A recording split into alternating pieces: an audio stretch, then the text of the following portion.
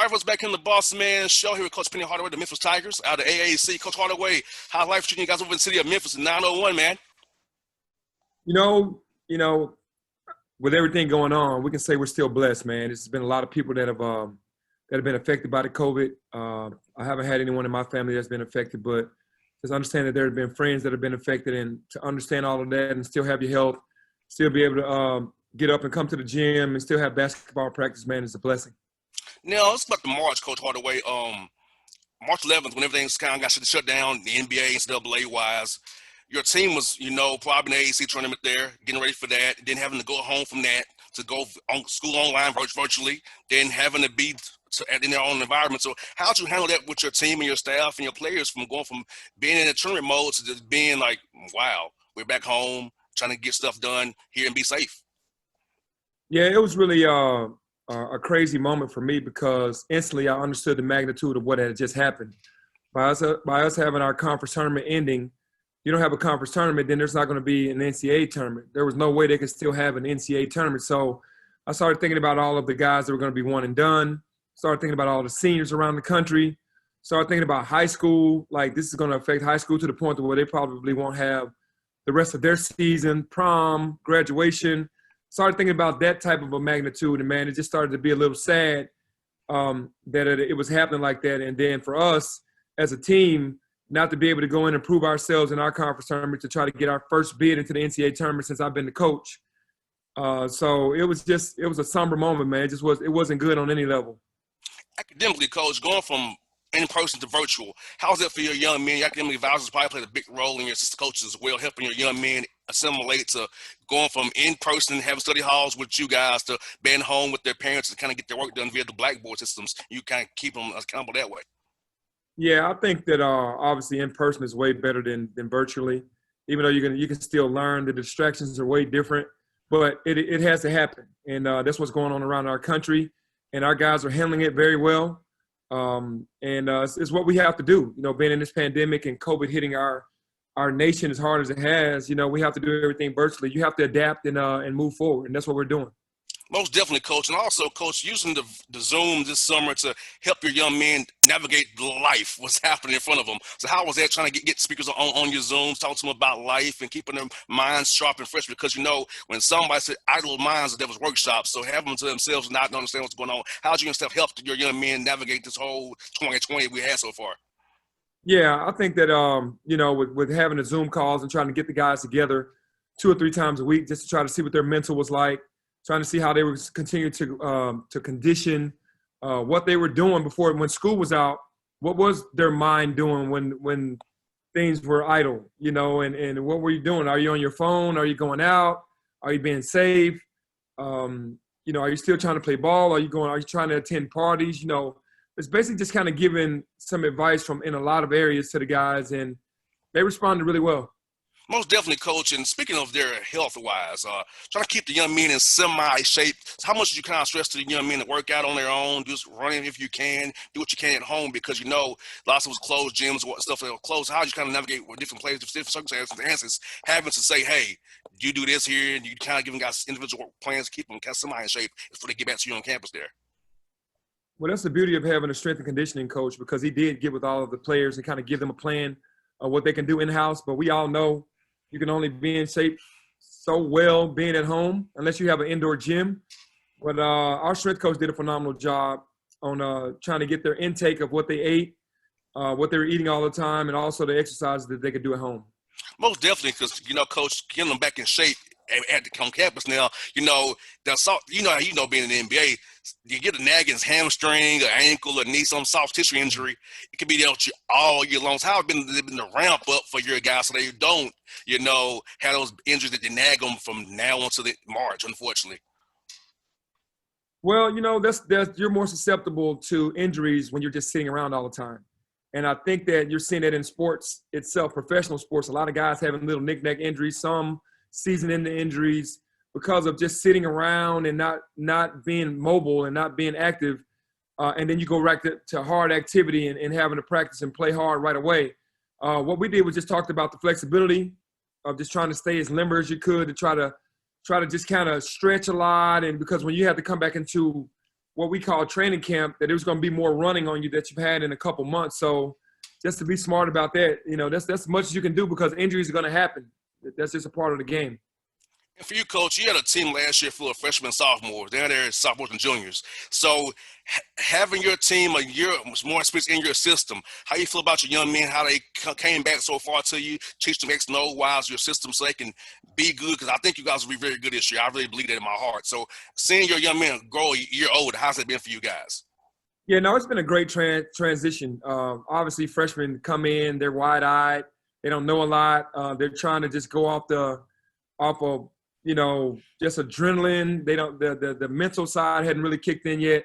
And then going into their sophomore years, now you don't have to teach the same stuff. Now you can move past some stuff to get them better in other areas. And it's always great, man. Experience is always the best teacher. So the mistakes that they made last year, they won't make those same mistakes this year, and they'll move forward from that, man. So it's been much better having this group be older and understand some of the things that they didn't know last year and be better moving forward. The beauty of your team, Coach Hardaway, last year, you guys played fast. And you made some mistakes, but you let them play through it and play fast. Now, doing it again this year, they'll be able to play fast without making as many mistakes. So talk about that, Coach, that, letting your young men kind of trial by fire there, play fast last year, still defend kind of well as you did, but still playing fast. So talk about that and what you're going to do this year, keep playing it faster this year going forward. Yeah, my philosophy from day one has always been want to be the fastest team on offense and the best team on defense. And that's hard to do because most great defensive teams around the country, they play at a slow pace. They try to slow the tempo down. That's a part of their defense. But for me, playing in the NBA, everything is fast-paced. And we want to have the number one pace in college. What that got us last year was a high turnover rate, which is what we don't want. We don't want. Playing fast sometimes does that. But I'm a player's coach. I want guys to play with freedom and not be robots. So I want them to play fast. And we just make up for it on the defensive end whenever we make those mistakes. And I want to be that team every year, the fastest on the offensive end and the stingiest on the defensive end. Defensively, Coach, I know that's your side of the bar. That you want to buy in that side of the court so they can play fast and be lenient on offense. They can take the shots they want to, get in transition. So talk about your young men committing to defensively. And your NBA now also know how the defenses work in those drop coverages. You can play the zones, the help off the corners you can do. But you play in the league with the best defensive schemes in the world. So how's that been for your young men picking up all the schemes that have been exposed to? Well, I have to give them a lot of credit because most of these guys came in. They were the offensive player for their team. They were the better offensive player. They really weren't pushed hard enough to play defense or asked to play defense. They kind of played at their own pace. And to come to this high major program and be asked to do a lot more than what they've had to do their entire career was challenging for them. But they all bought in, and we made them buy in together. What came from that was us being the number one opponent field goal percentage defense in the country. And that's saying a lot with the youngest team in the country because the schemes that we use are mostly NBA schemes on how we try to scheme against guys. We don't have a one set defense. We change it up and we scheme teams, and that helps us out tremendously. Most definitely. And I noticed last year when watching your team, I said, man, Coach Hardaway using stuff I see in the NBA all the time, with the drive curve, just different, helping off the gaps and slots. So I love that. And for your young man, I feel like Coach helps your young men wants to play the NBA. They have a head start because you're teaching them NBA defenses already. They get to the leagues like, okay, I know what this is. I know what a stun is. I know how to maybe help off the corner a little bit, and get back to my guy. So I feel like you're helping the young men so that they're not basketball-wise for the NBA level, those who want to go that route. Yeah, for sure. I mean, that's one of our recruiting tools. That's why we recruit so well, and I thank God for that because we can physically show on a Zoom call how our defense is played and we can show an NBA defense the same way, and then we can show our offense and then show an NBA offense because these kids want to go to the NBA and they want to be prepared. So we can develop them and we can teach them and we can show them someone that plays their position or a similar type player in our system and how we do things, and that helps us out. That helps us recruit as well. Now, Coach, we're in the vote season right now. So how do you approach your young men about voting and having the selection important to them as young men being simply engaged? How do you kind of approach your young men this offseason as well? What's so amazing is social media is kind of like the teacher. These guys understand with all of the stuff that's going on with the NBA, with all of the things that are going on with the entertainers that they're really big fans of. Voting has been the main thing that everybody has been preaching. So we didn't have to go to them and go, hey, we have to vote. They wanted to vote. We got all of them registered to vote, and they all voted. They've all voted already. So I think that's phenomenal. I think that's great because every vote counts. I think some people, they felt like that their one vote doesn't count, but it does because you have a voice. That's your voice. And the players already know that through the social media challenges from all of their favorite entertainers and favorite NBA players telling them to vote, us telling them to vote. Everywhere you go, their favorite shows on TV, everybody's just talking about voting because we have to make a difference and have to make a change. Now, Coach, non-conference scheduling wise, I know for you guys, you can schedule whoever you want to. But how's it been scheduling games knowing 2 weeks gone from November 10th now to the 25th? So how's that been trying to get the MTEs in, the classes you want to play, and get scheduled for getting an AAC play, which is going to be very tough because that conference top to bottom is hard every night. Well, as of right now, we do have our MTE still in effect. We're in November 25th in Sioux Falls, South Dakota, and our first game is against Ohio State. Which is a big test for us right away, right out of the gate.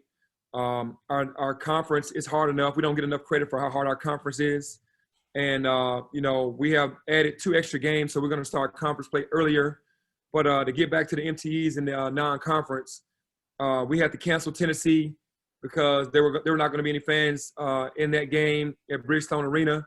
That hurt because, we wanted to play them, but it's a better decision to play with fans. So hopefully next year fans will be involved.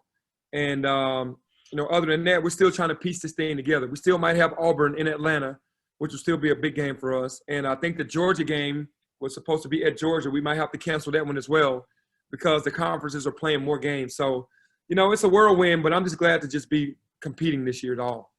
Now, Coach, I was hoping the Hawks got the high draft piece and get maybe your man, James Wiseman. Talk about your man, James Wiseman, his guy's game will transfer to the NBA level, and who could probably use him up there in those top picks there. Yeah, James is he's definitely ready. When he left school, which was definitely one of the saddest moments of my career as a coach, but I did understand, why he left. And to go down to Miami and to work his butt off, you see his body now. He's chiseled. He's much bigger. His ball handling, his shooting, his passing, everything is on a guard level. He can help anybody in the draft. And I've spoken to, obviously, some teams in the top 3 picks and just gave my spiel on how great of a player he's going to be. He's going to listen. He's going to be able to be coached. He's going to be a great teammate, and he's going to be one of the better players in the league right away because he's hungry and he knows what he wants. So he's going to be successful. That's one guy for your coaches. I want to ask about a friend of Rodney's and mine, Randy Peel, a great man, one of my mentors. Tell us about Coach Peel and your relationship with Coach Peel and what he's meant to you guys and your staff and you as a person, as a man and a coach, Coach Hardaway. Yeah, Coach Peel is a vet. He's an OG. He understands the game. He understands the game at a high level, man. He's just looking for an opportunity to get to that. He's really a head coach that's being a great assistant coach or associate head coach to people because his defensive knowledge and his knowledge of the game, just our conversations that we've had, so knowledgeable, man, about how to understand the flow of a game, how people think to put teams in certain situations. So, yeah, Coach Peel is definitely one of the legends of the game for sure. That's my guy, Coach Hardaway. He's my mentor, man. He's like my right-hand man. That's my dude. Coach Hamilton tell you the same thing, man. That's my guy, man. Yeah, Coach Peel is a legend, man. He's a legend.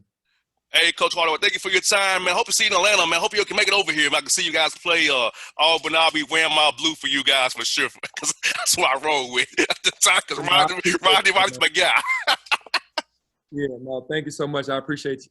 Anytime. Let's Penny Hardaway on the Bossman Show, people. Thank you so much, Coach. All right, take care. All right.